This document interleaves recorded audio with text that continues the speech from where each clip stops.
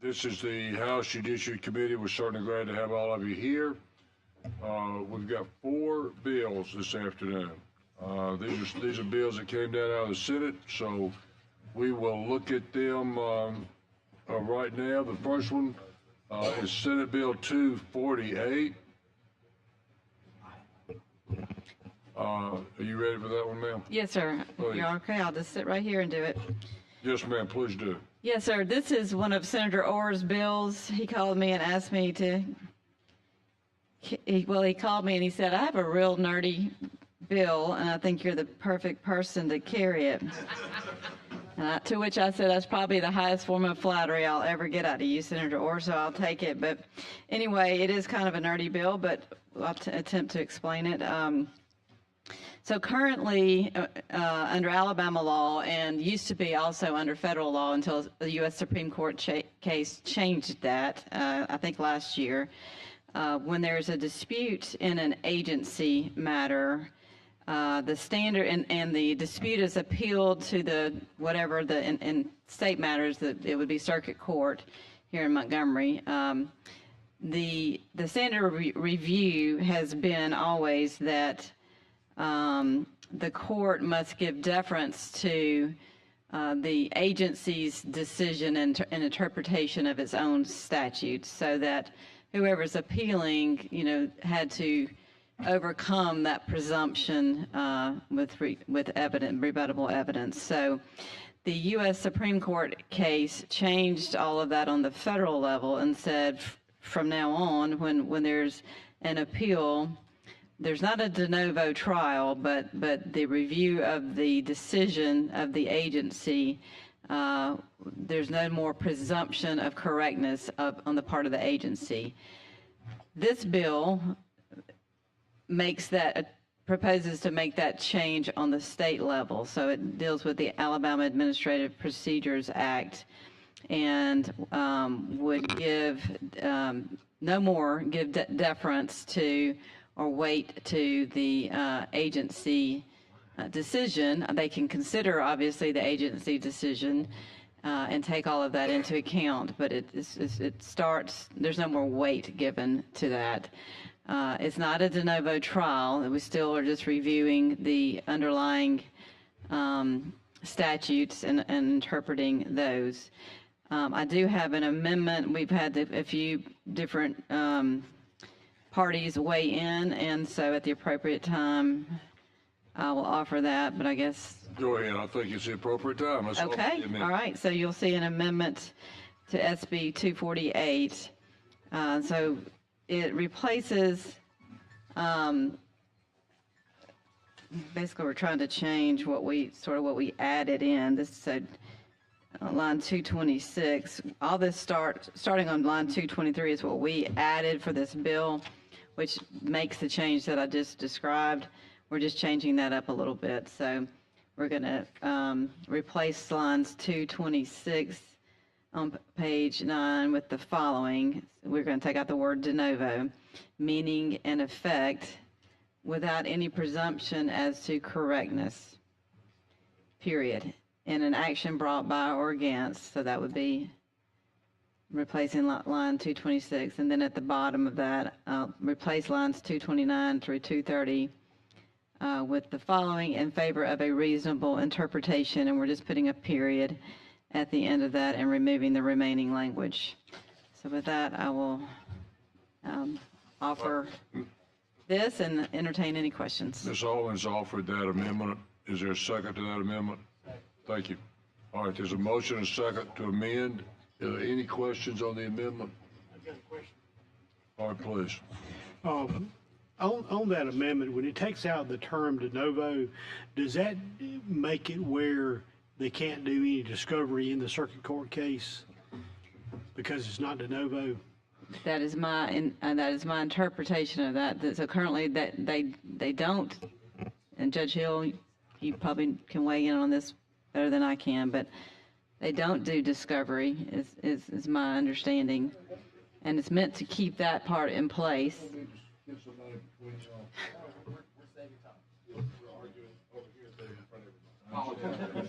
While we deeply appreciate your consideration.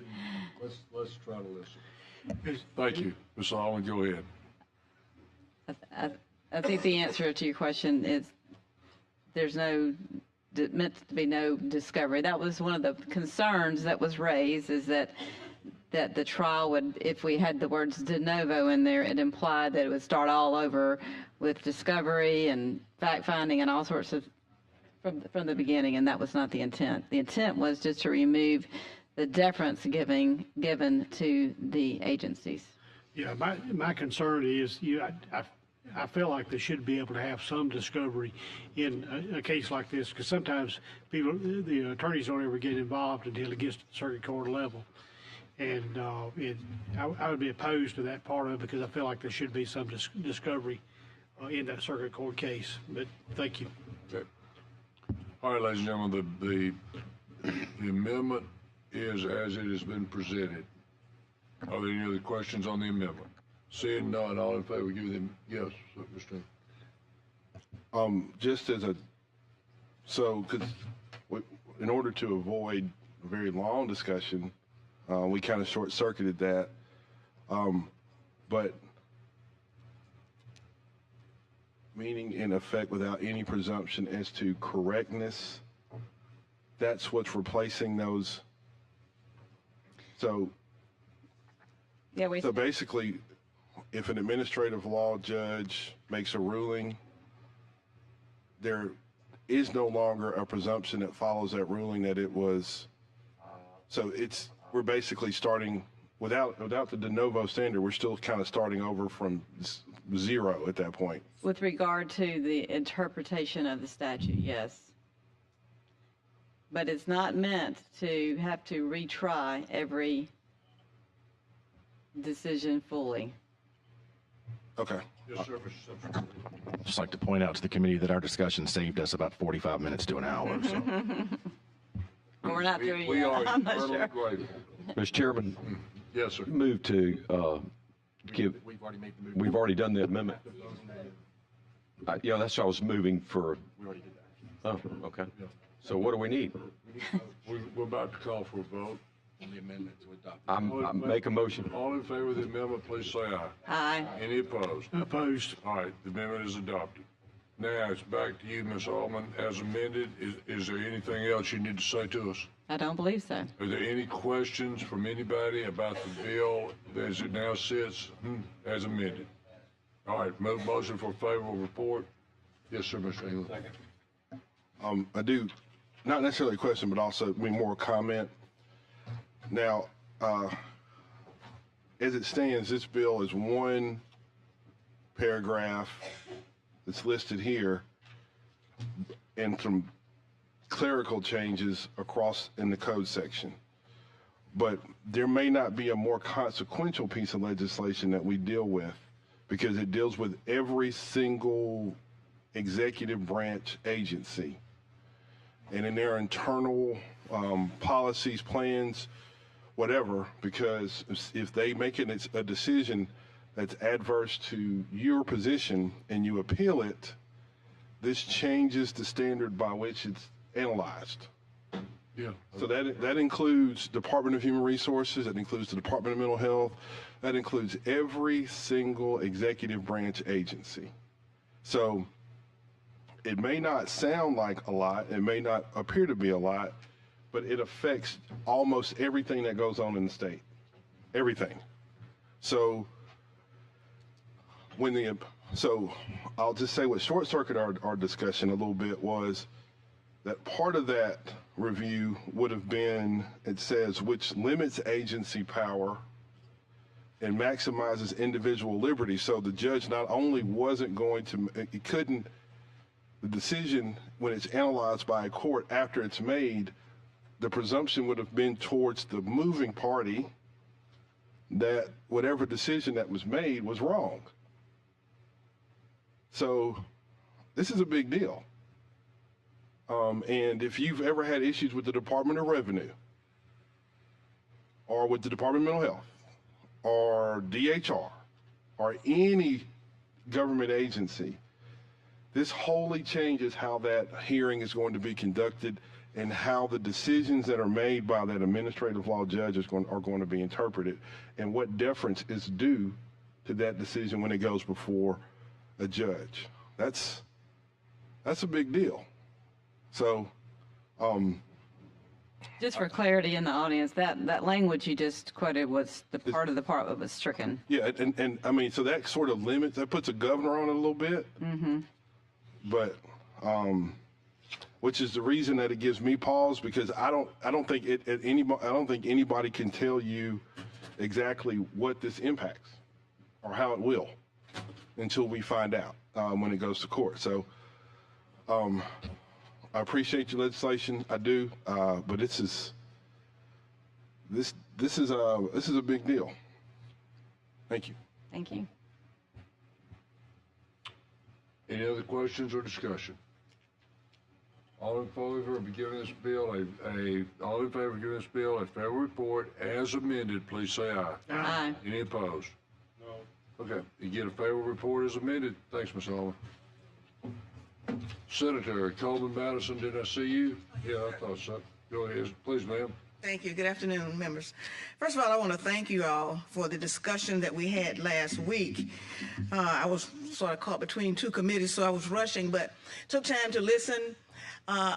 Provided me an opportunity to go back and discuss and talk with the Chair of Pardons and Parole, as well as the Secretary of State's office. I had already spoken with them, but just want to make sure they were on board, and Representative of Secretary of State is here. So this bill, basically, as we said, notification is what this bill was all about, and trying to give, so under existing law, an individual who has lost his or her right to vote by reason of a conviction of a state or federal court may have his or her right to vote restored by the Pardons and Parole Board if they meet certain criteria. And this bill would require that the Pardons and Parole Board post instructions, and most of them are already doing that, on how to go about getting their rights restored. Require that the Pardons and Parole Board post on their website, and this is one of the things that they did not have, the individuals who are eligible, and notify the Secretary of State their known addresses, if the ones that they have on file. And it would also require respective boards of registrars to, based on the information that they have, to re-register. They would have to allow them to be able to come in and re-register for those people who have having their rights restored. There is an amendment. The one that we had, it did cause some confusion. And let me say that we've been working on this for many, many years under the former Secretary of State. Many of you are aware that we've had a lot of changes to our voting laws. What standards you have to meet in order to be eligible. In 67 counties, we had 67 registrars that had a list of different things that would prevent you from being able to vote. We consolidated that, and so now it's consistent in all the counties. Prior to that, though, there were many people who were eligible, and that's why that date is in there on that, who were eligible and were told no. When the law changed, there was no way to let them know. If you met one of these criteria, then you need to get in contact with us, post it on the website. Here's how you can proceed to get your certificate back so that you can vote. So the notification is put up as well for those persons who previously were told no. They thought it was no forever. There is an amendment, Mr. Chair, that I've asked Representative England to sponsor. You got it, Mr. England? I do. Please, go ahead. And what it does is it replaces lines 48 through 52 on page 2 with the following. Develop and make available on each agency's website in an easily accessible manner an explanation of how an individual who has lost his or her right to vote by reason of conviction of a crime may have their right to vote restored under section 15-22-36.1 if the individual meets the criteria set forth in that section. The website shall include a form along with instructions which an individual may electronically submit, which shall serve as an application for a certificate of eligibility to register to vote. The form shall automatically be submitted to to the Board of, and then replace line 85 on page 4 with the following: to vote by reason of conviction in a state or federal court. Paren F will then read, the Board of Pardons and Parole may adopt rules to implement this section. And do you consider that a friendly amendment, ma'am? Yes, sir. We've worked with the Secretary of State. They're here, and so they've already agreed. And talking with Commissioner Ward, he says there's no problem. We don't have a problem in doing that. It's a very simple thing to do within our confines. So you've heard Senator Coleman-Madison. She considers this a friendly amendment. Representative England has offered it. Is there a second to this amendment? Thank you. Thank you. There's a motion and a second to amend this bill. Now, are there any other discussions on the amendment? Seeing none, all in favor of giving this adopting the amendment, please say aye. Aye. All right, it's adopted. So, Senator, is there anything else you want to add? No, sir. That's it. Is there a motion to give this bill a favorable report as amended? So moved. All right.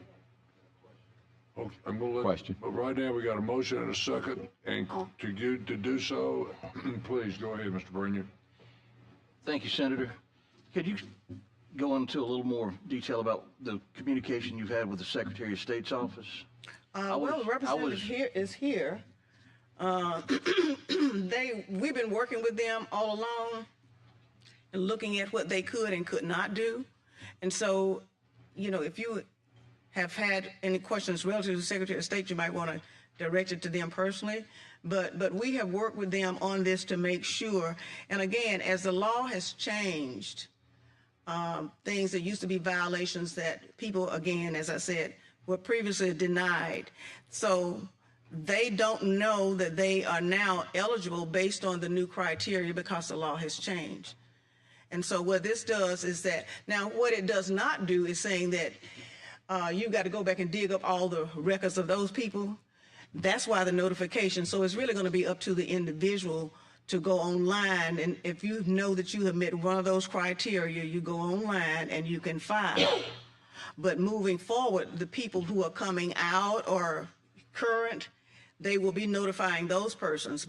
So this does put up notifications for people in the past that have been given a no answer to. So now it's upon you to check.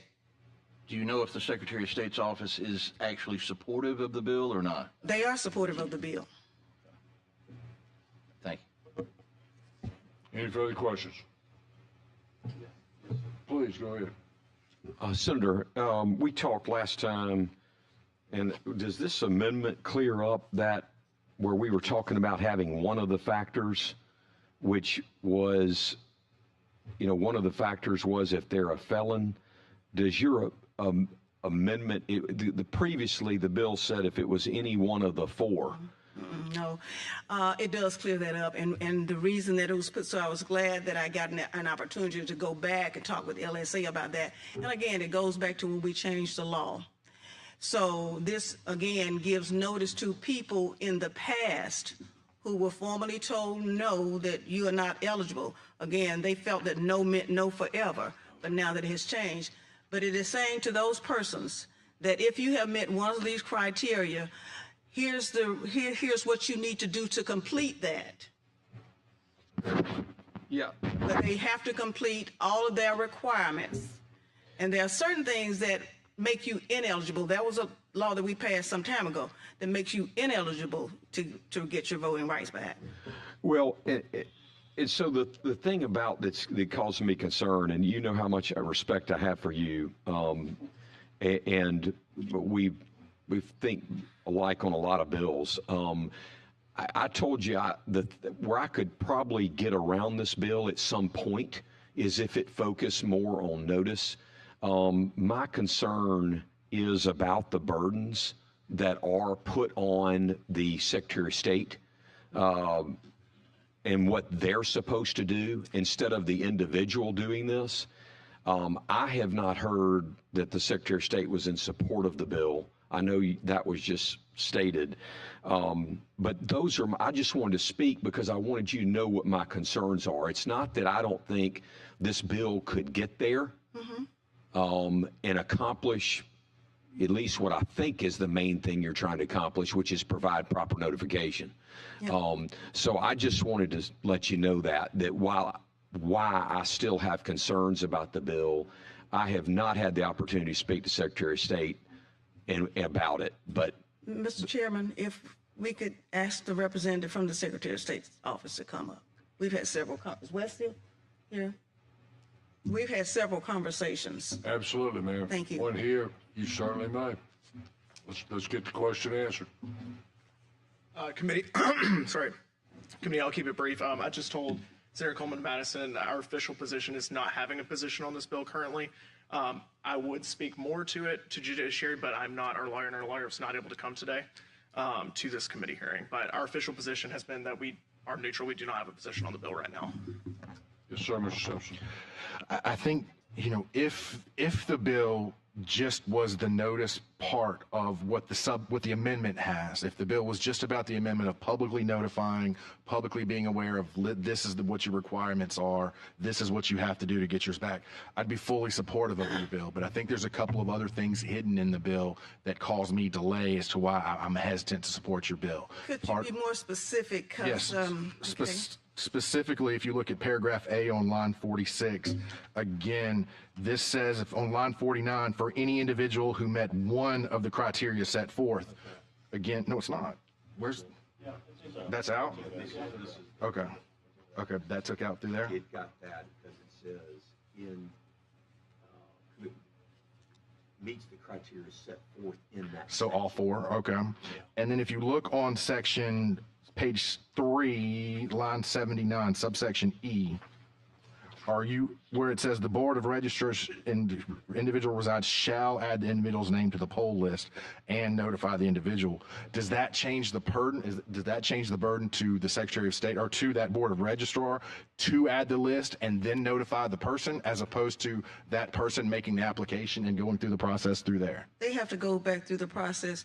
Remember, if their voting rights have been denied and they have not been able to vote. So now they are allowed to go to the Board of Registrars to re-register because they're eligible.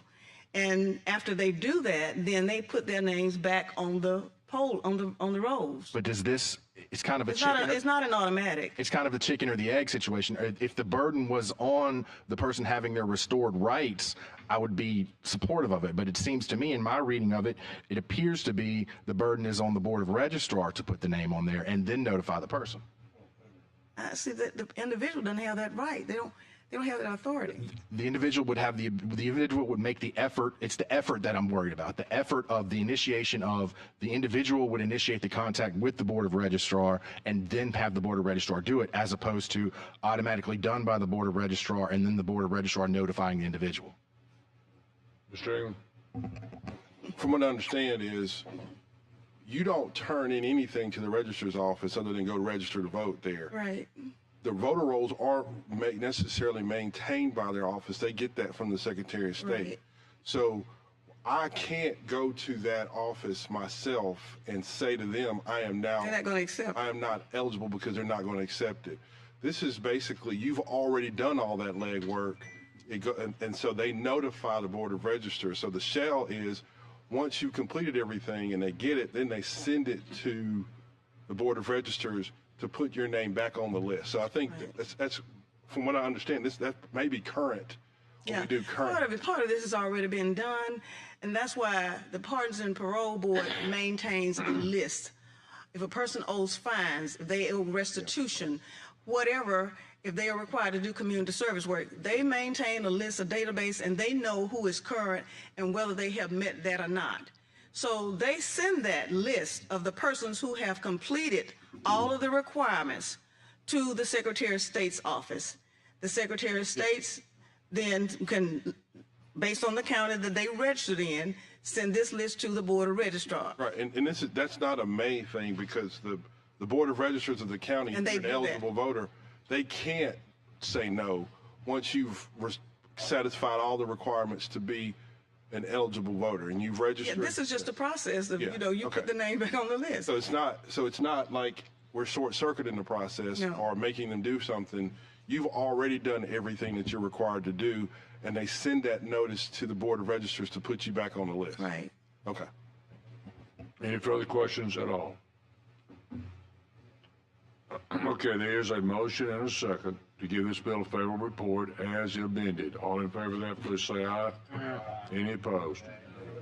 I think you get a favorable report, ma'am. Thank you, sir. Thank you, members. All right, the next one. I sort of feel, I understand, Ms. Altman a minute ago, this is Senator Orr's other bill that we're handling. But let me tell you about this one. Senate Bill 89 is a requirement that either the Department of Corrections, if an individual is in custody, or the Department of Pardons and Paroles, if that individual is either on or being considered for parole, check the database, check the NCIC database to ensure that there are no outstanding warrants. It puts a burden on both of them. It puts a burden on the Department of Corrections if they are during the intake process, if they're being considered for work release, prior to the time that they in fact are released, it is on the burden, as the burden's on the Department of Corrections to check and ensure that there are no outstanding warrants against that person. On the other hand, if that individual is on parole, then it is the burden at that point on the Board of Pardons and Paroles to check that same database to ensure that there are no outstanding warrants. So the purpose of this is to check either from the Department of Corrections point of view or the Pardons and Paroles point of view that there are no outstanding warrants against an individual that is in some type of custody, whether that custody be incarcerated, work release, or actually out on a parole type situation. Now, I've now explained Senator Orr's bill. That's a substitute. I'm sorry, you're right. That's the sub bill.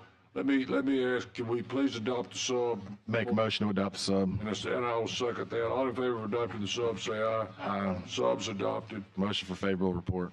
Okay. Any questions? Please go ahead, Mr. Benshaw.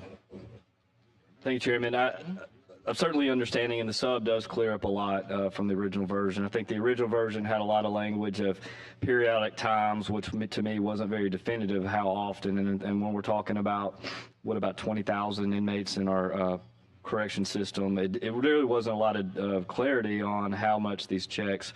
But I will say, just as a matter of record, I'm concerned about the burden that is being placed here. I mean, the Department of Corrections mission is to remain to the inmates in their custody, to keep them in confinement, and the extra requirements, I think, to a degree, begin to set up for failure. I would like to see more local responsibility if a particular entity or jurisdiction has a docket in which they're trying to manage, and perhaps part of the incentive here is if they know someone is in the prison system and they have outstanding charges in their jurisdiction, that they could bring them back before the judge and then possibly run these concurrent. I think that's very efficient, but I don't see any accountability here for the local jurisdiction. The local court jurisdiction in and of itself could, in their own docket, they could do these same checks for the same reasons, and that they could ensure that. I just think we're shifting the burden to Department of Corrections, and I mean, honestly, I just feel like it's going to set them up for failure with sort of a distraction of what their original mission is. Okay. Mr. Pettis, comment or question, either one. I guess I got a question. I know it says check NCIC for warrants. There's a lot of warrants that are never issued in NCIC. We had a bill the other day, especially in municipalities, a lot of misdemeanors and especially traffic is never entered in NCIC. There could be FTAs and all that and it will never show up unless they get out. Because like the troopers I know do not enter their warrants in NCIC. So if they have a failure to appear on a traffic offense, it would never be served till they get out of prison. I see, and just like this, they get out and they're going to be arrested again. Even though I know the attempt is there, but just checking NCIC is not going to get all warrants. I'm sure you're right. So what is your suggestion? That's fine. I have no problem amending this bill. but I want to know how y'all want to amend it. I'm good. And I understand what both of you are saying, that people need to know whose duty is it to make them or to let them, whose duty is it to acquire that information. That's basically your situation, isn't it, Mr. Betzel? Yes, sir. The Department of Corrections makes an entire roster that's in all of our prison systems readily available online. Just my contention would be that a judge managing their docket should have accessibility to that list to know if that's a possibility. Mr. Ingram. All right, if I'm reading this correctly, it says that the department shall serve any arrest warrant on an inmate when the inmate is processed in the Department of Corrections, right? So that would mean that when the Department of Corrections takes custody of someone, then they're supposed to run a check to make sure that they've got arrest warrants or not, right? And then it says if they're in their department's custody, then they'll continue to do that while they're in Department of Corrections custody. So I sometimes, and I was just talking to Representative Simpson too, sometimes when somebody's taken into the Department of Corrections custody, they actually never leave, they never go into the Department of Corrections custody. Sometimes they stay within a local county or local jail. They're state inmates, but for purposes, they're being housed locally. So I guess my question is, because, do y'all check whoever's in your custody, even if they're a state inmate for the time being, if they have warrants or not? So I think that if you're talking about on a county jail level, that could depend upon the facility, but I don't think it would be unreasonable on the county level for that to occur, that somebody is checked when they enter. Certainly when they're getting ready to be released, those checks do happen. I think the original wording of the bill, and some of this is cleared up, that there's certain benchmarks on when they are checked. But with the amount of inmates that are in the system in DOC, I just worry that there's going to be times that falls through the cracks. Mr. Wadsworth. I actually think this is excellent, because what this will do is if you've got somebody in Department of Corrections and they've got a speeding ticket, and they fail to appear, which is an outstanding warrant, this requires them to be served with that speeding ticket and have a virtual hearing, and that way clear that up. That way when they get out, they will not have that outstanding speeding ticket. I think that's helpful for them getting a license. Mr. Stringer. And let me say this further. I had one the other day that got out after 30 years. When he got out, he was arrested again because he had an outstanding speeding ticket 31 years earlier. And this right here will solve that issue. Go ahead, I Mr. Yes, sir. think the bill is a good bill, and I think Representative Pettis brought out a good point. A lot of the smaller agencies throughout the state don't enter their FTAs and their misdemeanor warrants into NCIC. So this brings up another point, as you said, Judge, in trying to find another solution to that, to hopefully make this a smoother process and clearing up, the warrants that are out there.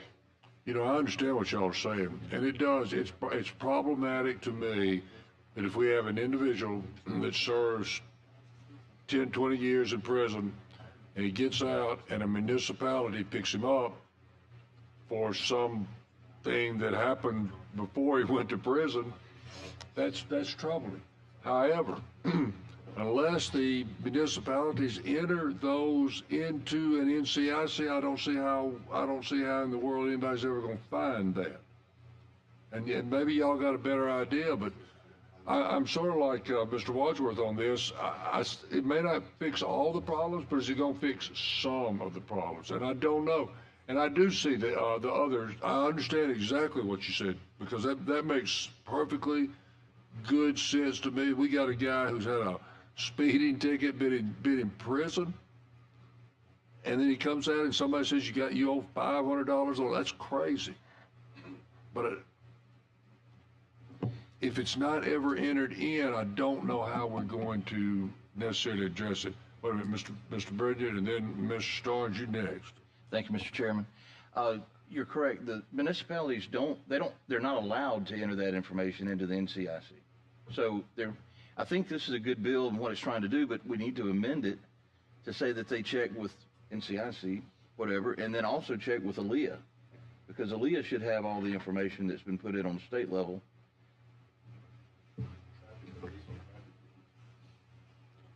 All right, Ray. Aren't they beginning to do that?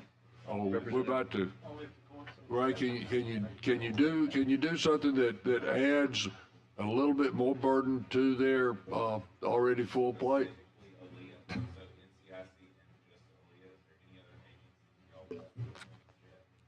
If the courts don't send it in, Aaliyah won't have the information. It's still going to be up to the courts. It is. How about check And Mr. with Pettis, any I database? I understand what you're saying. I don't know how we can make people do that, which it makes sense to me that they should do. Well, you know, like we had the case in Decatur where they was talking about it, where the lady, she went through, got all of her pardons and all that, and then the municipality found the warrant in there. This is the same thing. They get out, and years later, it comes up and it bites them. I think it ought to be fixed, but just if you just do NCIC, it's not going to fix it. What else? Come on, you're the trooper. I know, Tell us. but What else do you want on it? I don't know how to fix it because every county's separate. The warrants are held by the county, which is the district court. The Leah wouldn't have, they don't have access to district court records, only what the courts send in. It's just like that warrant. If it was never sent in, Leah's not going to have the information. If they check with AOC, AOC's got a warrant list, and that would get county level, statewide county level. How about, is there some blanket thing that we could say that they're to check with any and all criminal databases available in the state of Alabama to see if there's anything outstanding, any warrants outstanding? You know, we're sitting there with several police officers, and you guys, I'm sure, have faced this problem, and I have not. So I'm trying to help you. Just like Tim said, does this need to go guy to was the in prison for 30 years. criminal subcommittee? The district court sat there and held a warrant. It was never entered NCIC. Does this sounds like there's a lot of work, Mr. Chairman, for a criminal subcommittee? It's based on your years of criminal experience, correct, Mr. Falder? I am not on the criminal subcommittee for good reason. I hear you.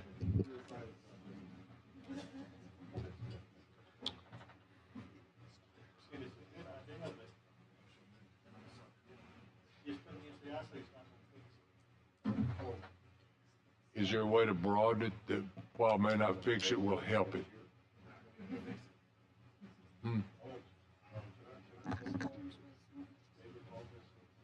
Mr. Starnes, go ahead. Once an offender was placed on probation or coming out of prison on parole, we have a lot of, I would know the arrest and what warrants they had. Sometimes the problem is the jurisdiction. They will not execute a warrant if they say it's down in Mobile. Unless they cross into their jurisdiction, they will not execute those warrants. And a lot of times I place that burden on the offender, but there's nothing really you can do till they go to that jurisdiction. Go ahead. I think that this is a very needed discussion to have on this, because I think this is a significant problem that a lot of jurisdictions are facing, that I think we have a lot of good minds that on this committee that know this. I do think that it's very difficult for us to try to figure out the answer to this today to be able to fit in the last 4 days of session to resolve this issue. I would be happy to work with Senator Orr, with whoever, in the off season to come up with some type of resolution to get a good bill that everybody can understand. Go ahead, Mr. England. Before we do that, though, the bill itself is a floor, though, that does require some check that will help certain people. So we may not need to throw the whole thing out and then, pass this bill out. I mean, it's substituted because it does have some benchmarks in it. It will catch some people as they matriculate through the process, and then have this in place. And then as we go into the next session, we figure out if there's other criminal databases that need to be checked or something like that, then we can add those. But I don't want to say, something that could benefit someone who's getting ready to go into pardons and parole and they walk out and there's a warrant that's been out there for 6-7 years. It could have been, if this was in place, it would have been checked, and they go ahead and serve it, and he can run it concurrent, or they put him on a plan or whatever, so when he gets out, he or she can take care of it. I don't think we should just eliminate that prospect, because I don't think we should use perfection should be the enemy of better. So with that in mind, I would renew Matt's motion to give this bill as substituted a favorable report. You know, y'all, it's good discussion, and I understand what you're saying.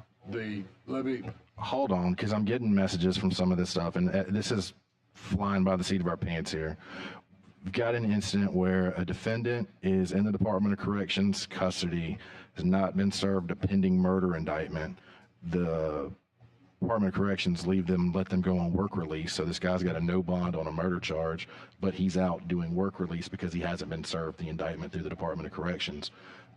So it's kind of I hate to go back and forth on my own statement, but it's saying if we're hurting the individuals as we are right now, they need to fix this problem now and then come back and figure it out with Aaliyah in the future.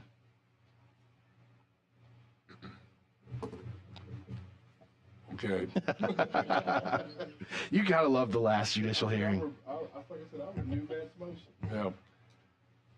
You know, I would love to see, I would accept your offer, Mr. Simpson, to work with Senator Orr in making this a better solution, but I sort of am in agreement with Mr. England too, is that it's not perfect, but it's better than the system we have today.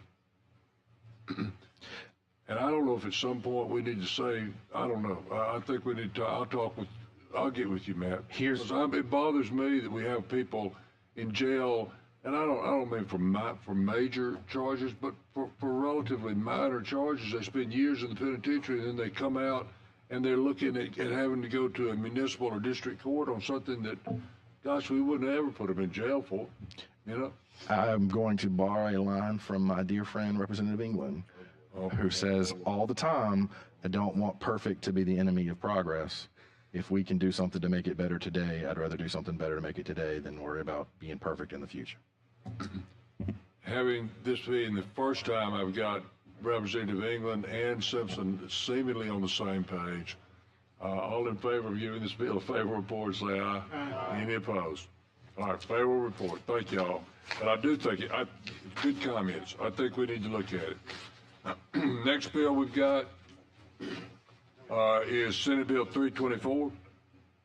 Now, there's a public hearing. We're certainly going to have it. We are going to have a public hearing and have several people that have signed up to speak. That's not going to be the problem. However, because of the late date we have in the session, I can't pass this over for a week. That would be tantamount to killing it. We're not going to do it. So what we're going to do is, Senator Chambliss, if you will explain your bill, we will have a public hearing. I will then let you close it for us, and we will take a vote. Go ahead, sir. Thank you, Mr. Chairman, members of the committee. I appreciate y'all's indulgence in letting me kind of explain how we got to this point today. As you all know, there's kind of three primary functions of the legislature. One of those is, and first and foremost, is to appropriate funds. The second is that we set policy for the state. We call them laws. And then the third is that we provide oversight of these public funds and the agencies that they fund. I am chair of one of those oversight committees. It is the Joint Prison Oversight Committee, and several of the members that are on the committee today are on that oversight committee as well. In December of 2023, we held, I think what I've been told is the first ever public hearing regarding the Department of Corrections. And that is because that is in the law. That's what the law says. So we did that, and we heard a lot of difficult testimony that day in this very room, but it needed to be heard. And we as a committee have talked about that over and over many times. And we passed a bill last session dealing with the Department of Corrections and putting in some constituent services people to help with communication, because communication is a real problem. So this year we looked toward some of the issues that were brought up with pardons and paroles and handling some of those. So we met as a committee with pardons and paroles, the board, and I will, anything I say today is talking about the board, not the Bureau. We met with the board on February 15th of 2024. So that's roughly 14 months or so ago. We had a good discussion. We asked questions. They were detailed questions, and the board advised that at that time they didn't have all the information in front of them. They couldn't answer it on the spot. That's fine. We understood that. They were going to look at their data. They wrote down our questions, their counsel did, and they advised that they would answer those questions. Month after month after month ticked off, and we had no answers to our questions. So in October, probably in August, we invited the board to come to our Joint Prison Oversight Committee again in this room. That meeting was held in October. They came to the meeting and answered none of our questions that they knew we were going to ask. That meeting turned into a little bit of a fiasco, and primarily because the question was asked about updating the parole guidelines. Who does that? Is that state law? Is that Board of Pardons and Paroles? I asked that question. I did not know the answer to the question at the time, which is dangerous, but I asked it anyway. And the answer or non-answer that I received was a little bit troubling, but then members of the committee actually answered the question. The law says that those guidelines are to be updated periodically, and the law says that they have to do that. Well, they've not done that, and a matter of fact, they only adhere to those guidelines 20% of the time. Now, that is not the parole rate. I'm not focused on the parole rate. My focus is, if we as government write the rules, we as government should follow the rules. And if we as government are not going to follow the rules, we should change the rules to what we're going to do. People need to know. In spite of the law saying you have to do this, they have refused to do this. So that's the primary issue that we are facing here. We had a couple of other meetings, interested parties. Attorney General's office was helpful in getting some of the information that we had asked for. Apparently there was a memo written in November that we never received. Not sure why we never received it, but it did begin to answer some of the questions. So that brings us to today and what the bill does. The bill does primarily 5 things. It changes the board from 3 members to 5. It requires Senate confirmation before an appointee is seated. If the Senate does not proactively confirm that appointee, they are deemed rejected. It changes the chair to be selected by the board, and it increases the set aside for parole consideration to 10 years for those serving a life sentence for a Class A violent offense. Again, coming out of that meeting, we heard a lot of that. These victims' families are having to come over and over and over again. And we all know in some certain cases, they're not going to get out. We're not going to let them out. Nobody's going to let them out. The crimes they committed were so heinous. So my thought was to make it indefinite, but that's probably going a little bit too far. But at least go to 10 years so these families don't have to endure this. So let's talk a little bit about the gut of the bill, what we're trying to do here. As I mentioned, we have an oversight role.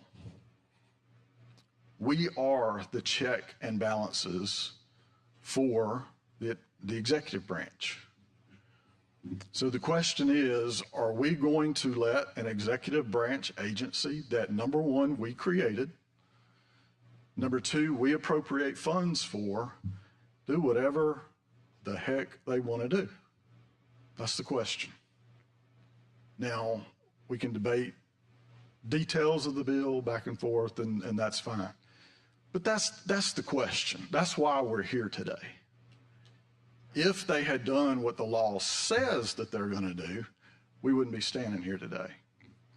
So one thing that's very, very important in the engrossed version is it changes the term from June to April, the beginning of the term, from June 1 to April 1. Seems like a technical, no big deal. Well, I'm told when this bill was originally passed, we met in June. Now, we're always finished before June, so this body has no say in this process. If we move that term to April 1, guess what? We have some say in this process. That's the checks and balances that our founders put into our form of government, and that's the checks and balances that this bill seeks to reintroduce to this process. You all know if somebody is seated on a board before they're confirmed, the likelihood of them ever being taken off is practically zero. This bill makes us have that discussion before they're seated. Again, checks and balances. So with that, Mr. Chairman, I will leave it with you all and listen to the testimony, and then as you've requested, be back to sum it up. Thank you, sir. All right, before we get on the speakers, I'm certainly going to let you speak. 3 minutes each for a period of 3 minutes. Is Judge Pulliam still here? Judge Pulliam, please stand up. Ladies and gentlemen, this is Judge Teresa Pulliam. She's retired from the bench in Jefferson County, and she was an excellent trial judge, and we appreciate you being here so very much. Thank you, ma'am. Always good to see you. And by the way, Judge, one of my favorite judges. Just FYI. And mine. Matter of fact, I wrote the letter, Judge. It's my second favorite. How my dad. I mean, since we're all buttering some biscuits in here, I mean, you know. That's a humble brag. Well, you've all three hurt mine and Judge Cobb's feelings, so. All right, nevertheless, let's go. Mr. Chairman? Yes, sir. Questions for the bill sponsor, you want to save those to the end? Yes, sir. Thank you. I do. Mr. Robertson, you are an opponent of this bill. Please come forward and tell us what you want to tell us. Thank you, Mr. Chairman. Catherine Robertson from the Attorney General's office, and want to start by thanking you, Mr. Chairman, and Senator Chambliss for y'all were very gracious with your time, and we've talked through this, and somewhat agreed to disagree, and that's okay. We're still friends. We are asking you to vote against this bill. I think just offering a different perspective, when we were over here in 2010 working on the parole board reforms, a really important clause was added to their statute that said that the board's paramount duty is to promote public safety. And right now our in-custody prison population is about 85% violent. So the candidates coming up for parole don't make it easy for them to find a lot of people to parole. And part of that is because violent offenders reoffend at much higher rates than nonviolent offenders. The U.S. Sentencing Commission estimates that it's about a 64% reoffense rate if you're a violent offender. So needless to say, the makeup of the parole board is a very delicate thing. And as we know from recent history, it has very direct implications on public safety. In deference to Senator Chambliss's oversight role that, of course, you all play as appropriators, there was an amendment added to the general fund budget last night that would address the guideline issues that was added by the Senate that basically says the board doesn't get their money unless they do what he's talking about on the guidelines. So I have to feel sure they've gotten the message when it comes to that. I think in closing, no board, commission, no judge is going to be perfect. They're not going to satisfy all stakeholders all the time. But when we've told them that their paramount duty is public safety, I don't think anybody can argue that they have failed in that. And so for that reason, we think that they deserve our support. Thank you. Yes, ma'am. Thank you. Judge Cobb, would you address us? Yes, ma'am.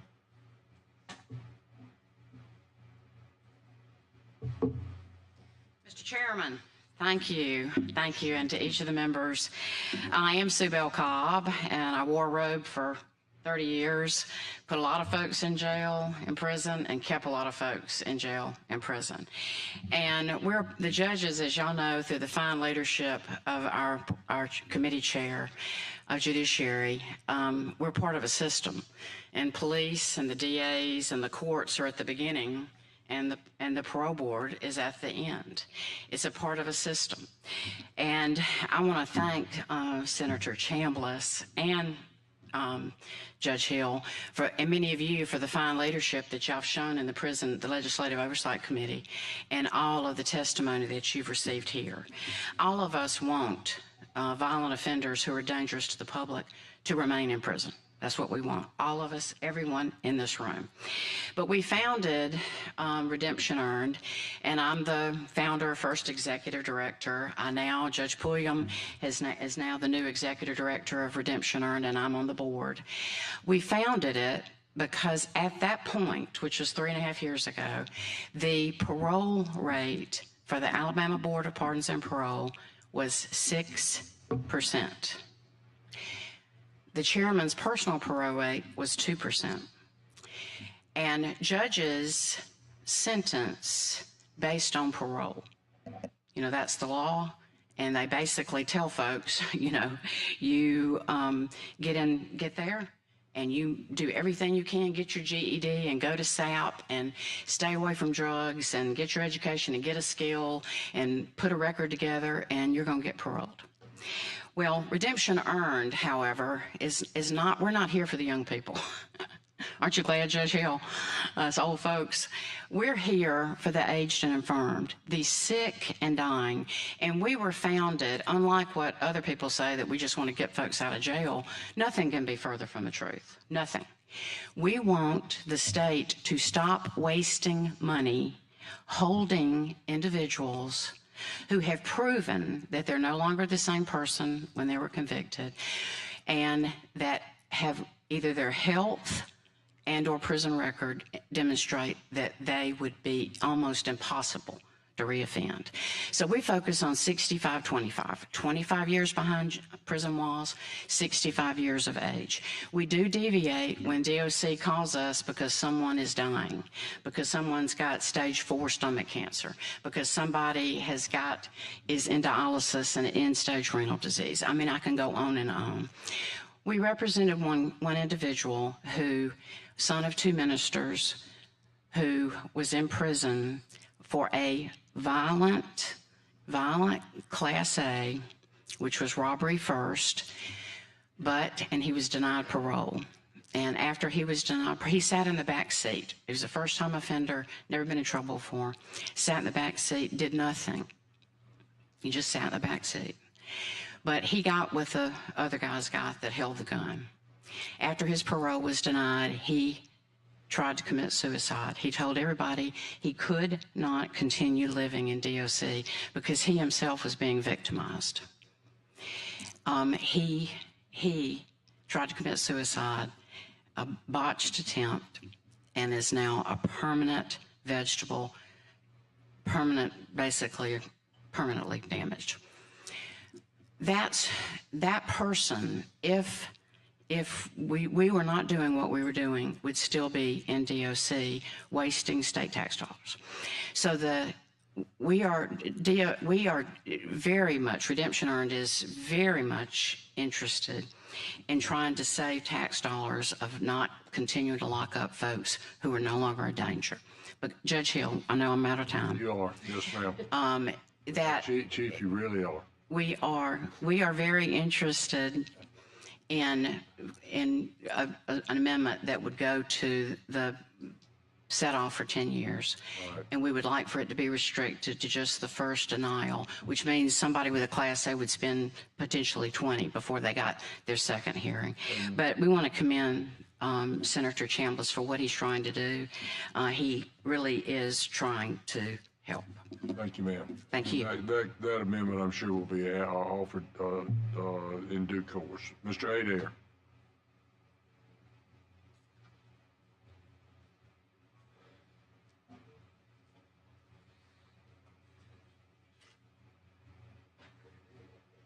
First of all, I appreciate the time.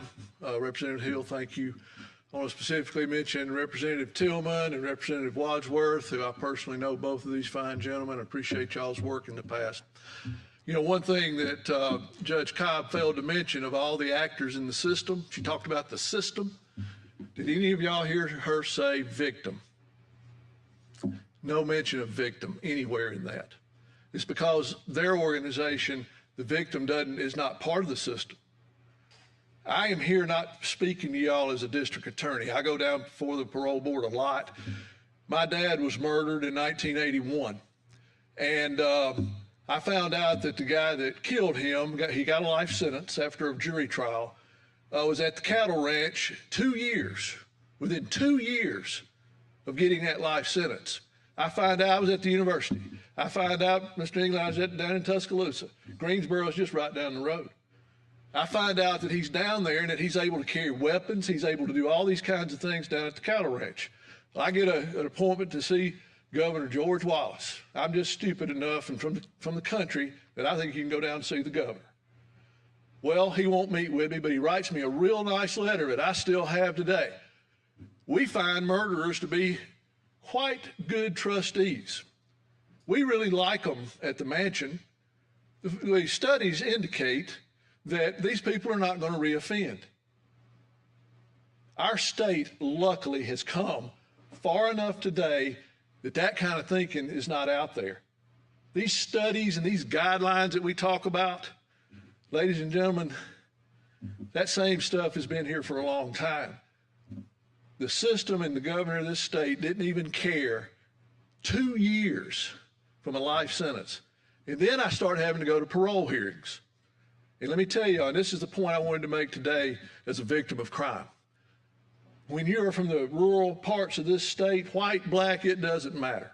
A trip to Montgomery, Alabama, when my family had to come down here time after time after time and put through hell because we weren't part of the system. We weren't part of the system. But I saw my granddaddy, I saw my aunts and uncles, their lives deteriorate because they had to come down here and relive this after we had just gone through a trial. We had gone through and saw bullet-ridden clothing put before a jury, blood, all of this stuff, and then we got to go down to a parole hearing within 3 to 4 years. I commend Mr. Chambliss that this board needs to be above politics. I firmly agree with that. And I think that part of the bill I am in support of. We've seen ups and downs of the parole board for too long. We need it to be beyond politics.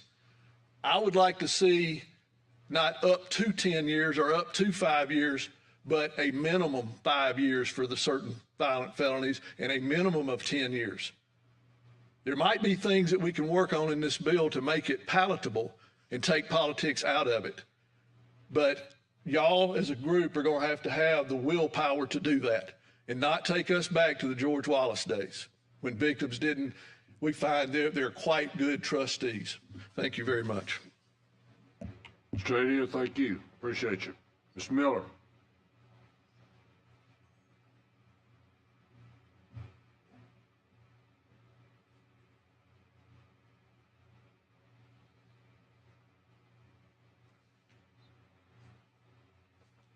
Hello, and thank you, Mr. Chairman and the committee. My name is Wanda Miller, and I'm the Executive Director of Vocal Victims of Crime and Leniency. And as you might believe, I'm here to speak to you from the victim's perspective. I've talked to Senator Chambliss. I've met with Redemption Earned. We all have a mission. Our mission is to represent victims. This bill, brought late in the session, surprised us a little bit. There's some good points in the bill. I like the 10 years. I like what's been said about victims not having to come so often on those horrible cases. But there's a lot of things in this bill that I agree with the AA there that we could get on board with, but we need some time. We need some amendments. We need to look at how we can make some changes at the parole board that'll be positive, but not just put a Band-Aid on something, not just at this late date come up with, a bill that may be good in some areas, but in others we could talk about it. We could make some more changes. We could do some good for all the citizens. If you're looking at just from the inmate's perspective, okay, but please look at it from the citizens of this state, for public safety, for those crime victims who have been pulled into this parole board arena, not of their own choosing. I've probably been to hundreds of parole hearings, probably more than anybody in this room, with 16 of my own in my case. 16 hearings. But I've been to hundreds with other victims, stood with them, cried with them, watched them relive the most horrible events of their life. So I just like, and I'm not going to keep your time, I'd just like for you to take that into consideration when you're thinking about today sending this bill forward. Thank you. Ms. Miller, thank you. All right. Members of the committee, Senator Chambliss, please come back up and sum it back up. And when he gets through, if there's anybody has any questions, either of the senator or of any individual that spoke, please let me know. Go ahead, Senator. I do. For me to wrap up? Yes, sir. I'm sorry. Ladies and gentlemen, I think what you see here is the system that allows whichever part of the parole rate that you like or don't like. It's the same system that we have right now. It can swing this way. It can swing that way. It might be right where you want it today, but it might not be tomorrow unless we fix it now. I believe that the provisions in this bill will narrow that swing. It will always have some swing based on who's appointed, but this wide swings from one that people don't understand what to expect. This is about letting the public know what to expect, and for us to lead the way in reforming some of these things that have caused these issues. So with that, answer any questions. Okay. All right, now I know, Mr. England, you had a question, Mr. Bedsole, and Mr. Pettis, so we will take it that over, and Mr. Simpson, of course. Partner and Simpson, okay. May just go down. Told us to stop talking over here. Thank you, and I appreciate it. All right, go ahead, start with you, Mr. England, you're up. All right. First, I want to thank you for your leadership in this whole process. It's been, sir. It's been a long sort of go at this. I remember back during COVID, us having a meeting virtually and then another here asking the same questions that you asked or that were asked again in another meeting 5 years later. And in neither of those cases were we given answers to any of the questions that we posed then back 5 years ago up until the last hearing where it just got to the point where it was clear that we weren't going to get answers, which is interesting to say the least. But also, I want to point out something else to you, In your presentation, there wasn't any discussion about how many people get out, how many people don't. There wasn't any discussion about how the process itself works with victims or inmates or anything like that, because as a legislator, our primary problem or issue is to make sure that it works, or at least as close to that as we can get. Because as the way the system is set up right now, it doesn't serve the interest of anyone well. And one of the things that strikes me about this process, and again, setting aside whether or not you like the parole rates or not, is that it took the legislature amending the budget to say that if you don't do what the law told you to do, we're going to threaten your funding. Now, in my mind, when the reform was passed a few years ago, and that was a directive giving in the statute, it should make us threatening funding unnecessary, right? You would think so. But that's the whole role of oversight. Because if we are able to engage the process at different points, we could prevent ourselves from getting to the point where we have to threaten your budget to get you to do what the law requires you to do. And what always struck me as odd is that when the meeting that you're talking about that turned into a clown show of the fiasco, that the chair at the time was testifying about the guidelines and how they were terrible. They didn't work. Couldn't apply them. Couldn't use them, right? Since day one, the statute we passed invested power in her to change them. And rather than do that, decided that I'm just going to violate the law and not do what it says, but I'll take it a step further. I'm going to change those guidelines and score sheets myself. Part of the law required a process to go that had to be posted for public notice so everybody can be involved and we all have notice of what those guidelines were going to be. And instead of following the law, not just the part about redoing the guidelines, but also the sunshine part of this so the public is involved and knows what the guidelines are. The people who went before her for the last 5 years had no idea what the guidelines were because she changed them regularly. So there's really no way for you to know how to satisfy them if the person who's judging those is changing them. So if we're nothing else other than appropriators, we're also supposed to be providing oversight. And if the body that we're supposed to be providing oversight for continues to ignore us, then we don't have any choice but to come back and figure out a legislative remedy to make that possible. Because at the end of the day, when the system doesn't work, she's not getting blamed for it. We are. They're holding us accountable. So I support your legislation and the fact that we go from 3 to 5. I don't think anybody in here can find a 3-person board in the state of Alabama that has operated effectively.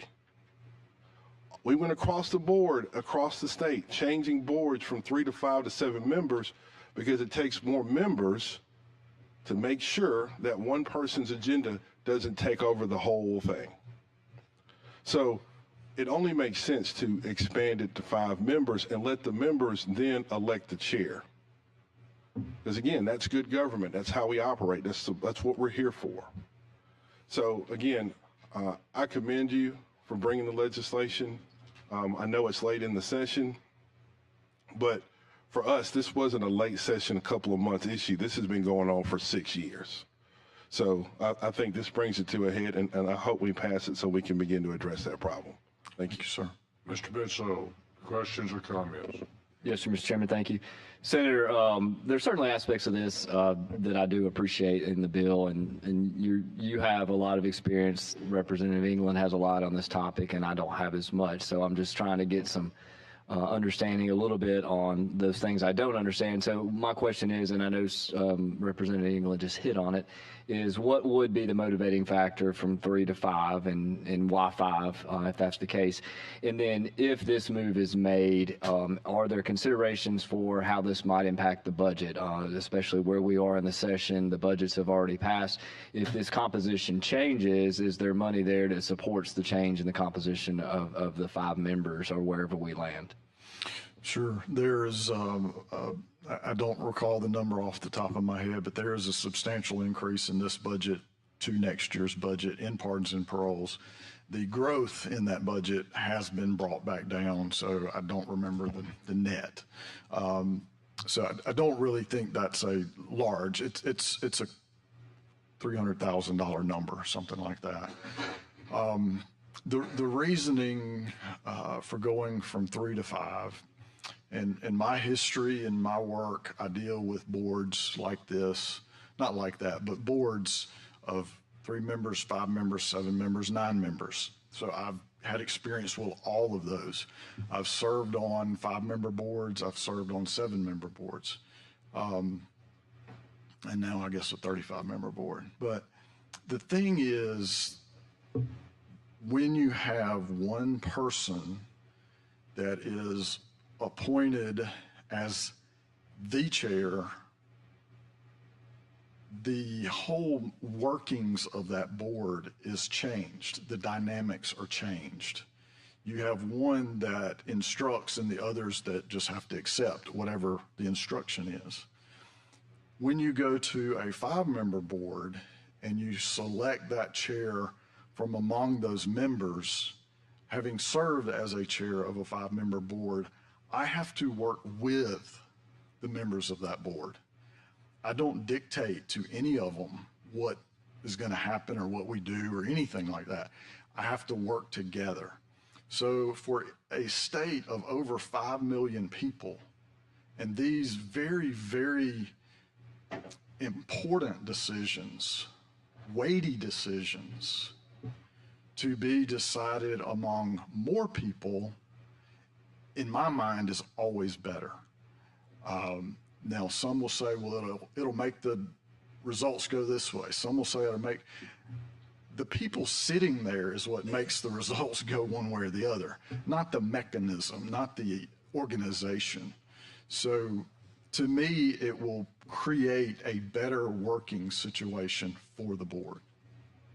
Mr. Chairman, if you don't mind, a couple quick follow-ups. I did get a message, the pardon and parole budget, I think, has been cut $3.85 million. So that is a little bit of concern on, go ahead. Growth was cut $3.85 million. So people need to make sure they understand that. They still have more money than they did last year. Okay, fair enough. And then if you don't mind speaking to it, because I'd be curious to know, it sounds like this has been a long-standing problem or issue. The timing that this late in the session, is there anything further you'd like to add to that? I first presented this bill to one of the interested parties before session began, the one that has probably more say on whether this gets through it than others. So I waited on them, then gave it to other interested parties, tried to work through it. Now, did I give it to everybody? No, but I did try to work through that. Then I introduced it in the Senate. Don't hold me to this, 3 or 4 weeks ago, something like that. So it's not like I did it yesterday or anything. That's our process. That's the way it works. So we've had obviously a similar hearing in Senate, Judy. We've had a similar discussion, Senate floor, our opportunity of whether anybody took it or not. And now, so this is a process. I didn't wait till the last week and ram it through because, that's very not likely to happen. So anyway, those due diligences were what made me wait till later in the session. Mr. Pettis. I see your frustration but I guess in my eyes, there's other departments that are doing exactly the same. And we pass laws and they don't follow them. And on the way, usually what we do, we cut their money. That's the way it usually works. And I guess it being executive, they're appointed by the governor. I don't know. I guess money's what I see what we have to do. There's a lot of things I agree with you on this bill, and there's some things I don't, but I'm not with the bill today. I see some things I agree with. The 10 years I love, but there's so many, just like we said, there's 90%, no, 80-something% violent offenders in there that probably don't need out. There's so many people in there and we can't just keep letting them out, or like you said, 2 years after a murder conviction, they're out on the ranch. There's a case in Birmingham, the lady killed her husband. She's out walking the streets of Birmingham less than 2 years.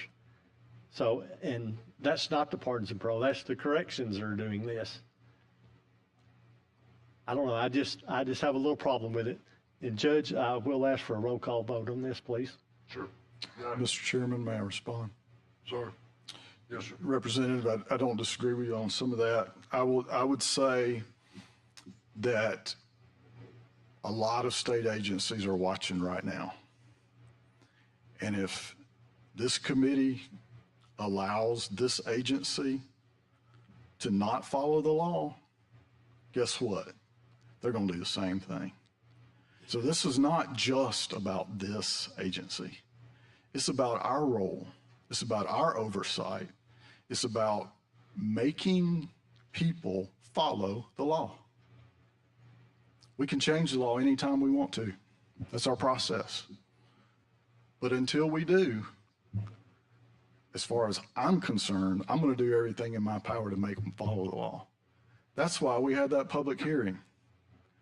I was getting ready to come off of the Joint Prison Oversight Committee. I'd done my 8 years and I had enough. But I said, the law says that I'm supposed to do that. Kind of wish I hadn't now, because I wouldn't be standing here. But when the law says that we're supposed to do something, we're supposed to do it. So I did it. We called it, and we heard. The purpose of that was to hear this, to bring these conversations to the public sector, to right where we are right now. So I would say, vote against this bill and it not come out today, you're going to have way more than what we have right now. But if we hold this agency accountable, everybody's watching. Thank you. Mr. Simpson. Thank you, Mr. Chair.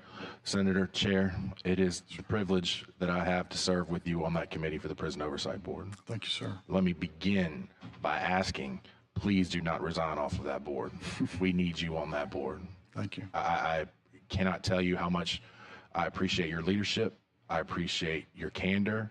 I appreciate your character. Thank you. And I understand where you are with this bill. I understand your frustrations. Being a part of not only the meetings that we've had, but the meetings that we've had behind closed doors to have the discussions about the frustrations, about the response to the questions that you've asked, that you were asking, and the lack of, I'm going to say it appears to be a lack of respect for the legislative body, the way that situation handled itself out. I can express your frustrations as well with how that handled. I do want to commend the Attorney General's office for stepping in and having a conversation with us, was it last month, where they've tried to fix that communication barrier, that breakdown, and hopefully that we no longer have that communication barrier and breakdown to go through. Part of this bill, I understand where you're coming from. I appreciate where you're trying to get to. I think this touches on a very important issue to me specifically that I feel that is overlooked a lot of times when we start discussing the parole board and the parole process. Parole is early release. It's nothing more than saying the judge gave you a sentence, we're going to let you out of this sentence prior to you serving the full time that you have through there. They're either EOS'd or they're parole. So when we start looking at it from a sense of how many people deserve to be released early from prison, that's a completely different question than if we phrase it as, oh my God, the parole rate is so high, so low, that's terrible. I've had the chance to get deep into the details with some of this, and this isn't about you, Senator. This is about some of the messaging that's come on through the parole board. If you look at neighboring states, some neighboring states do not allow violent offenders to come up for parole, meaning if you've committed the offense of murder, you don't come up for parole. You don't show there. So when we're denying these people, that decreases our parole rates, whereas other states may have a higher parole rate because those people were never coming up possible for parole. So it's kind of a misnomer for us just to say, hey, you're only competing 20%. Well, and other states have 40%. Well, if 30% of the people never would have showed up for parole at the other chance anyway, that's kind of not putting apples to apples. That's apples to oranges what we have here. I understand the difficult role the parole board is in. It's a situation of nobody's ever happy they can get the press. The press is going to be very much oh my gosh, look how bad this is. This person did this. This person should have been out. This person died and y'all didn't know that they died a week before you granted parole. What kind of the narrative shifts on how we do this, and everybody wants to come and have these discussions on how many people are behind bars that have been there for 25 years, and that's not the issue of your bill. That's not the purpose of your bill. That's right. But we spin it into all these different talking points and all these different narratives on the parole system, and I think we lose perspective of what parole really is. It's us telling someone, yes, the judge told you to serve this sentence, but the state of Alabama is going to say you deserve less than that. We're going to let you out early. And if we rephrase that and look at it from that perspective, I feel differently than some of my colleagues through here. I do think that this is the makings of a good bill. I do think that this is something that I'm very eager to hopefully be able to get together and work through more people on and have this conversation. I do think we need to bring more people to the table, specifically vocal, specifically, I understand your frustrations about, I know exactly what you're saying when you say you sent this to certain people and it got delayed. I understand your frustrations and I get that as well. But I think if we can bring more people to the table and have these conversations, we may be able to get something that everybody can kind of find the common ground on. Thank you, sir. Thank you, sir. Mr. Faulkner. Yes, Senator, good to see you. Yes, sir. You too. I appreciate your service on this prison oversight. Bless you. And Matt, I don't know Chris, I don't know who else serves on it, but thank y'all. I certainly don't have any interaction with the Pardon and Paroles Board and don't have the knowledge you do about this. I was going to end with where Representative Simpson was, so I'll just follow up on that and say, since he just said it, that hearing objections from the Attorney General was the gentleman who spoke, a DA, a district attorney. Primarily a victim, he said. A victim, and also, I think, are you a district attorney? Okay. And then my friends at Vocal. Three groups here makes it very hard for me to support the bill. But I've listened to everything you've said because this is not an area I have any expertise in. And what I will say is I listened to you and you were telling me that an update on parole guidelines is mandated by the law. Correct. They're supposed to update them. I don't know if it says a certain period of time that they have to do that. I don't know when they last were updated, but that seemed to be your point of the fact that they didn't answer questions. I don't know what all those questions were, but that they didn't update parole guidelines.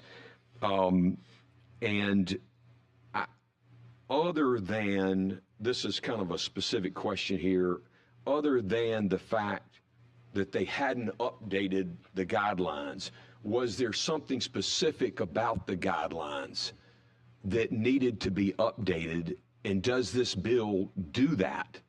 Or are we, as the legislature, stepping in and performing that role now? And I'm not saying we are. I've reviewed the bill. Right. So do you follow my question? I do. Guidelines? We're not stepping in and adjusting or updating the guidelines. That is not what this bill does. That's not my intent. And I didn't see that in it. I, like you, know very little about all this, especially before the last year or so. I don't have the knowledge and the expertise, but we put people on that board, and some of the positions are required to have that knowledge and expertise so that they can do that work. When we have to step in and do that detailed of work among people that are like you and I that are not involved in it, really the best thing we can do is just mess it up. We need them to do that. That's why we put it in the law, for them to do it. That's their job. That's their knowledge. That's their expertise. Frankly, I don't have a copy of the guidelines. Frankly, every time we've asked for a copy of the guidelines, we get a score sheet. I don't need a score sheet. I want a copy of the guidelines. Thus the problem.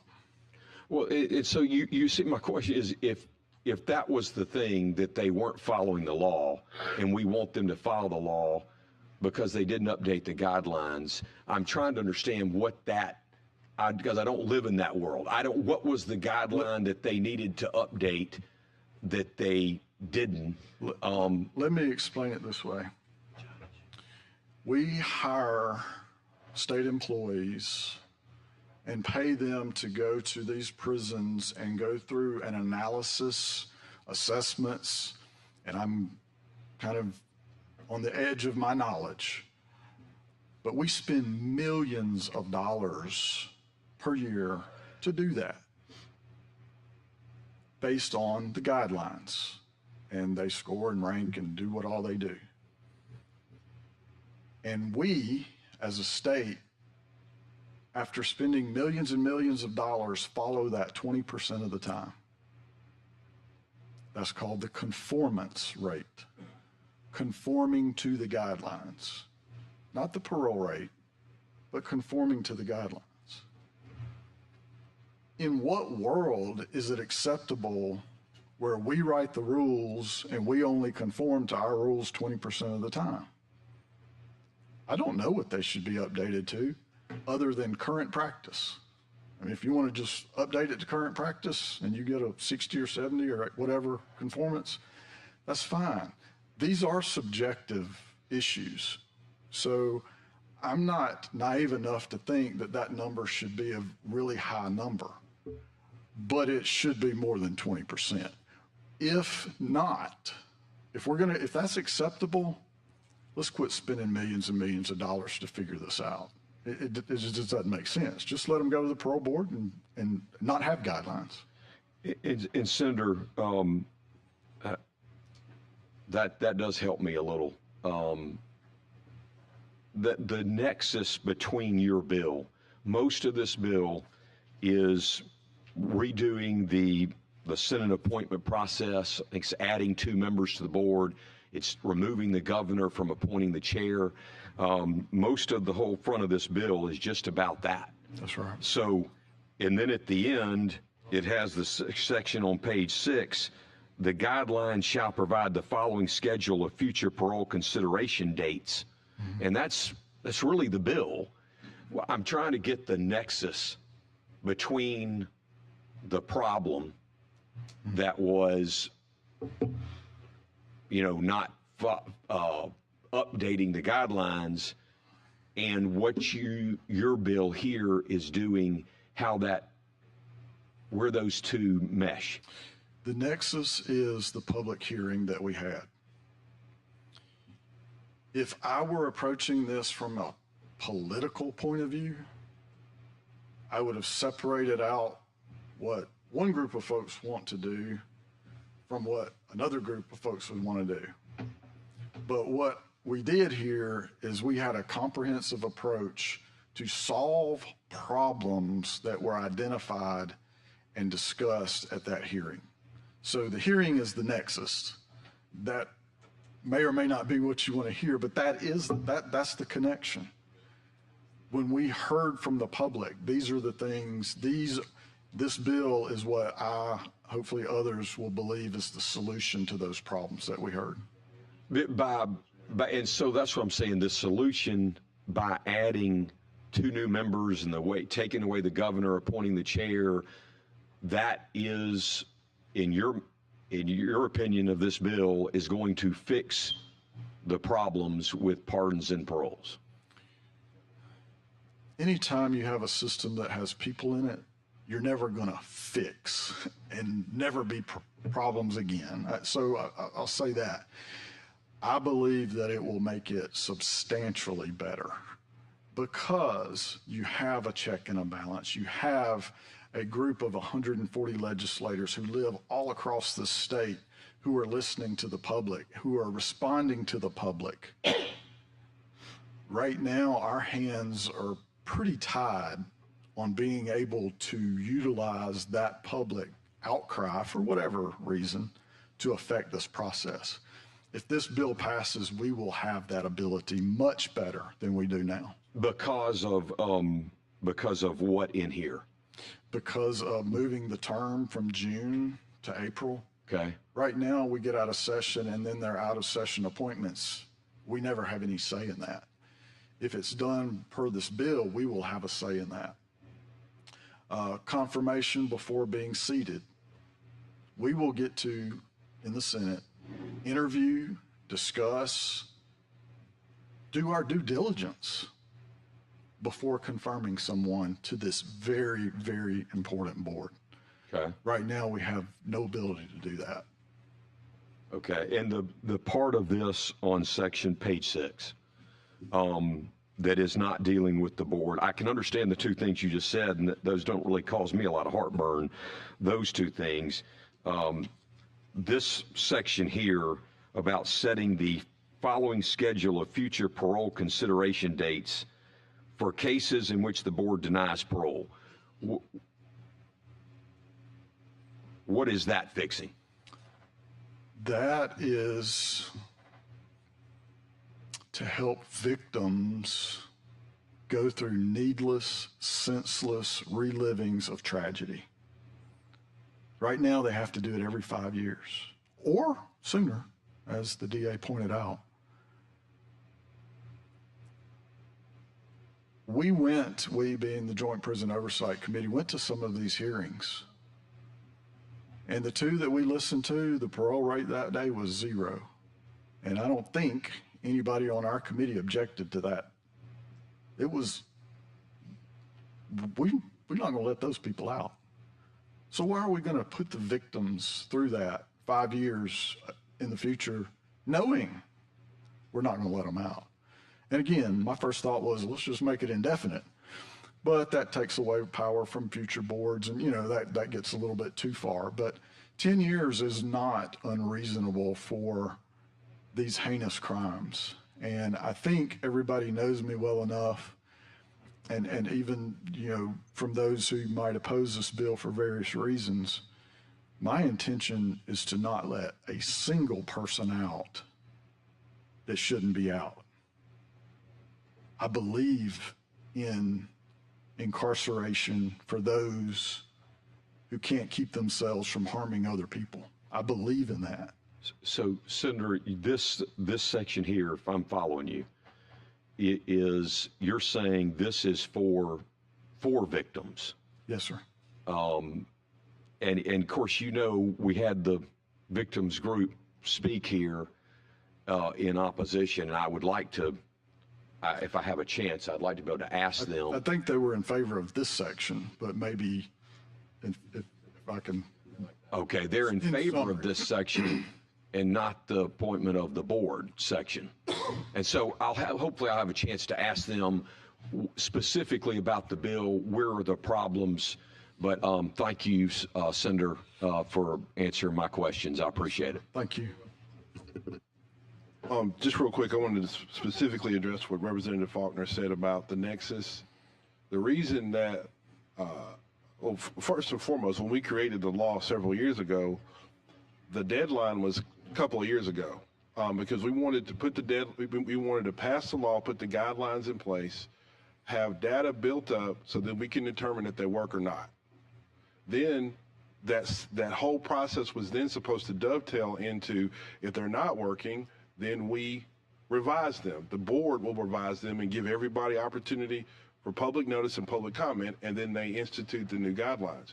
If they are working, then the other part of that is we validate what we've done, because we spent hundreds of thousands, almost $1 million up front to buy this whole process to create guidelines and to see if they work. So what we were trying to do is pass the law in 2019, then get 2 years of data, and then that data was going to turn into either we keep the guidelines or we get rid of them.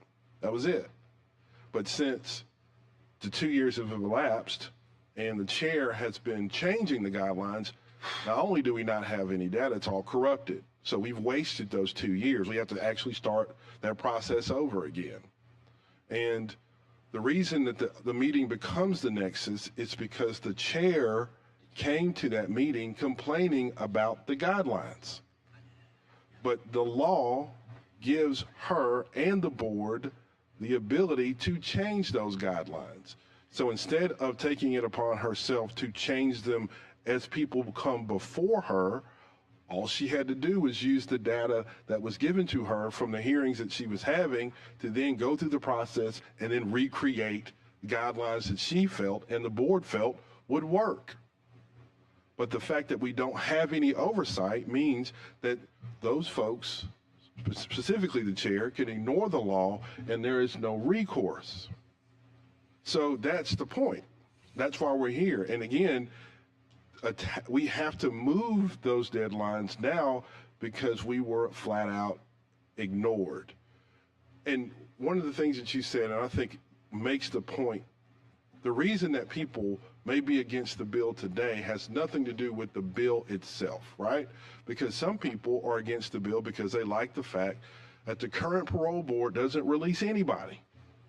But without oversight, if the parole board's membership changes and their whole agenda changes and more people get out, then the same people who are against the bill today will come back and say, you guys need oversight.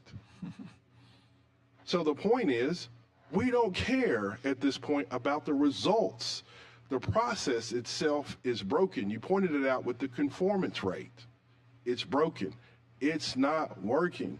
And if the results one day turn into something that you don't like, well, you're going to be asking for the same oversight that Senator Chambliss is asking to create now. That's the whole point. So don't get caught up. I want to say, don't get caught up in the fact that the parole board isn't paroling anybody now, because tomorrow or a year from now, they could be paroling everybody. And the focus is on fixing the process. How do you fix the process? You get the guidelines in order. You get the guidelines in order by getting the data and then seeing if they work or not. If they don't, you change them, which is in the law. But if you do, you validate them and we keep them. It's that simple. So again, the 5-member board part of this, again, 3-member boards are ineffective because if 2 members are out, we can't have hearings. If 2 members are there, if they tie, what happens? So 5 members means that we have a little bit more to work with. When you point the chair from the membership, that means they all have to work together versus the chair being appointed by somebody who's not involved in the process. So it just works better. So, but again, when you said the nexus was the meeting, that's why. Because the chair made the best example for oversight through her testimony that any of us could make, because she was unaware of how it worked. She couldn't explain what she was doing, and then demonstrated to us without oversight, the process is broken and forever we couldn't control it regardless of the results. And that's as simple as I can put it. Thank you. Mr. Roberts. Hi, Senator. How are you? Great. How are you? I'm good. So I was going to, my question's pretty simple. So how many chances have we given pardons and paroles to reform their guidelines and provide information? They meet 3 times a year for, I think, about 3 years, and they have not done it in that time. So this would be, so for 3 years, 3 times per year, so at least 9 chances? No. 3 times per week. 3 times per week? Yes, sir. But and you've asked them to provide you to either reform their guidelines or provide you information, and with hundreds of meetings they've had, they haven't done so? Correct. So we've had a lot of bills before us where we discuss, chances and opportunities and how we should reform our system or not reform our system. And to me, the argument that you're making is pretty clear. They've had multiple chances, multiple opportunities. And if we allow any government agency to just run amok over us and over the power structure that we have between executive branch, between us and another government agency, then what role do we play? And I agree with you wholeheartedly that we gave them opportunities and they're just not following through. So I appreciate your bill, and I appreciate you calling them to account for failure to follow through and giving them chance after chance after chance. Thank you, sir. All right, ladies and gentlemen, we got two more people that have asked to speak, and I'm about ready to get wherever we're going. So, Mr. Starnes, let's go. Hey, Senator. Yes, sir. I don't want to defend your bill. I was against it at first, and the more I listened to it, to me it felt like packing the courts to get the results you want to hear.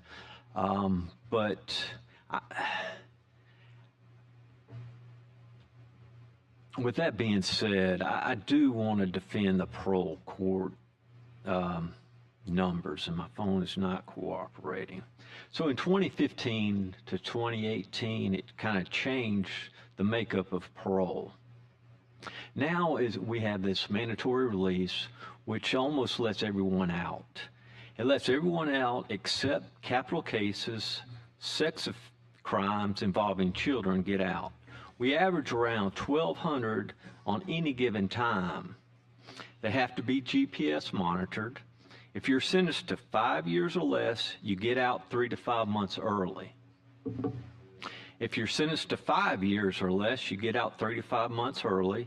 If you're sentenced 5 to 10 years, you get out between 6 to 9 months early. So we already have in parole early that, in the previous years, I tell you, I fought for 25 years being with PARDS and parole, and I see the pendulum swing back and forth, and I'm happy to see it now.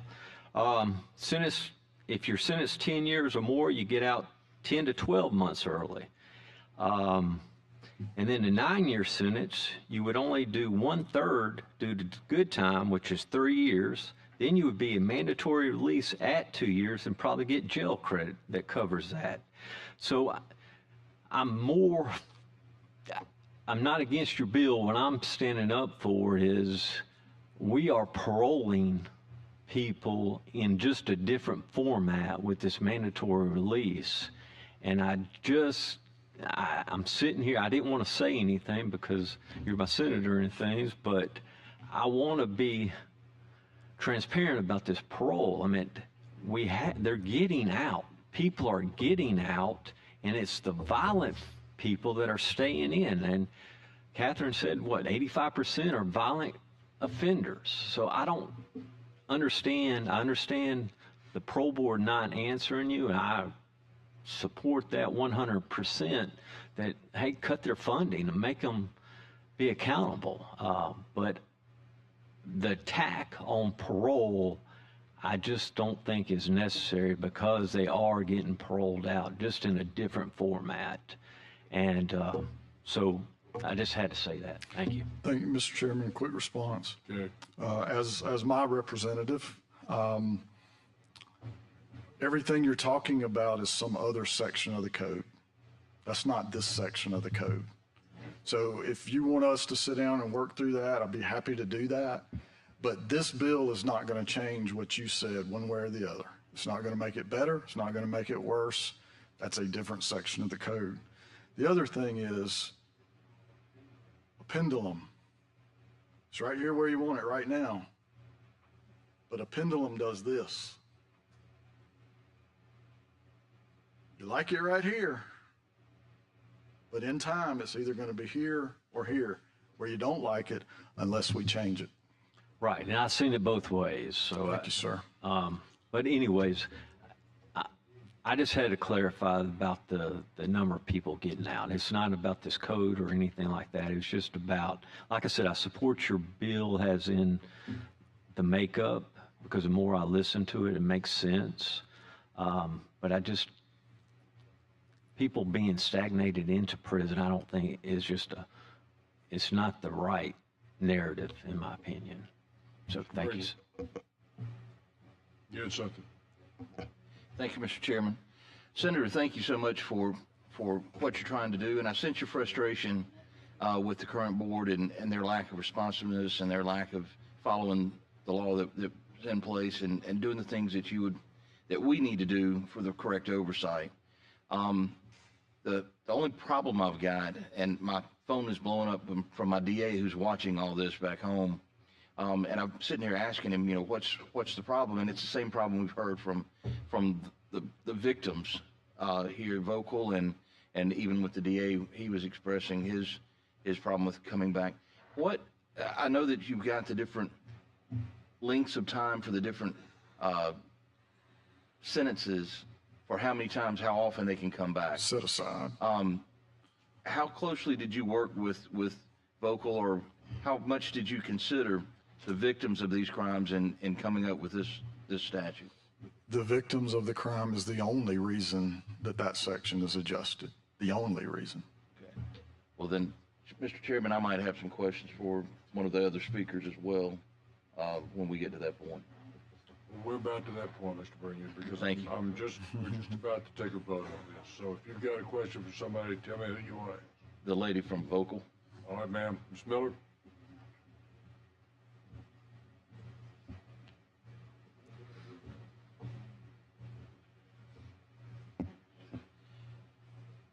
Ms. Miller, thank you for being here, and thank you for your testimony earlier and speaking earlier. It does look like he's made an effort to set out timelines that are seemingly taking into consideration the severity of the crime that was committed and the length of the sentence. What is it about this bill that still causes you problems as far as from the victim's point of view? Well, I think that particular area of the bill, we've discussed it amongst ourselves. I had not talked to Senator Chambliss about it, but I think without reading it, it says for a life sentence. One of the things we had talked about was adding 40 years. Above, if it's just a life sentence, what about the other? What about the numbers, the 30, the 35, the 40?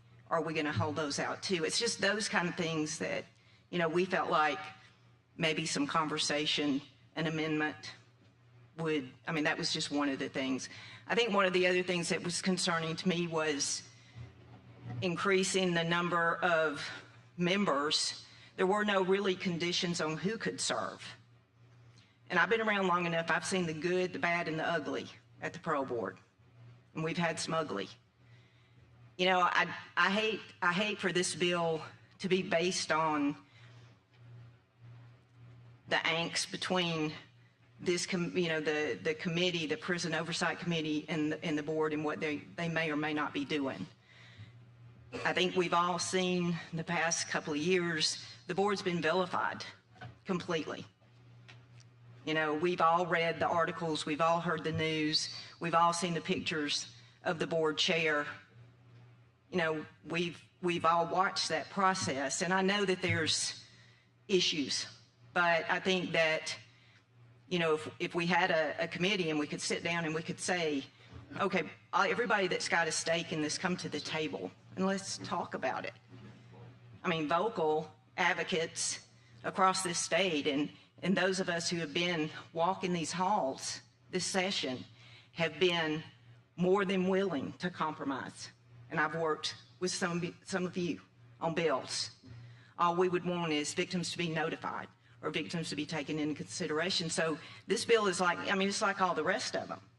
It could pass, but if we could sit down and talk about it and go over some of this language and add some things to it, then that would be what we would ask.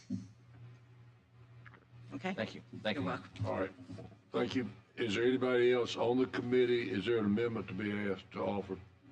No. Okay. And you've asked for a roll call, so let's go. Hill. Yes. Wadsworth. No. England. Yes. Almond. Yes.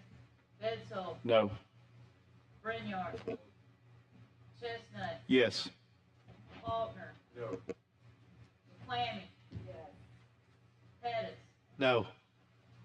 Robbins. Yes. Simpson. No. Starnes. Yes. Stringer. No. Tillman. Who?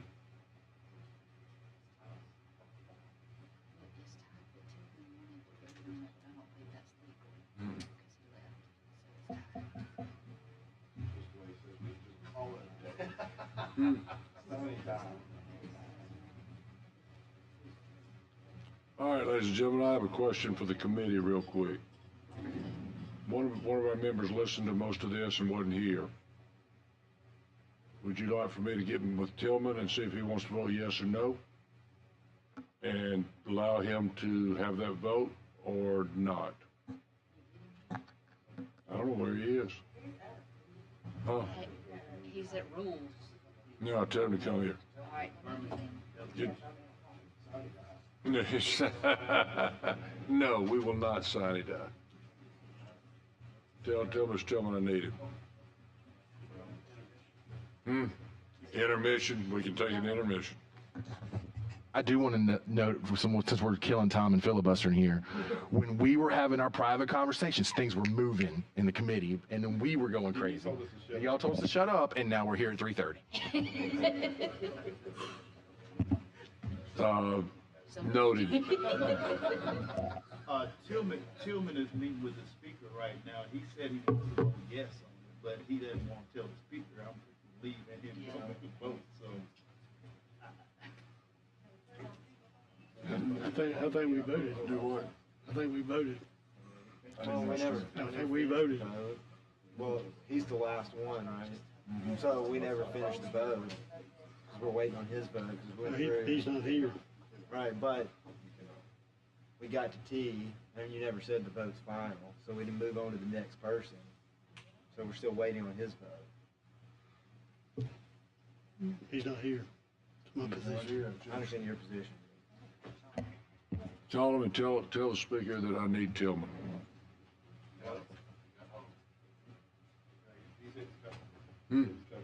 Brian.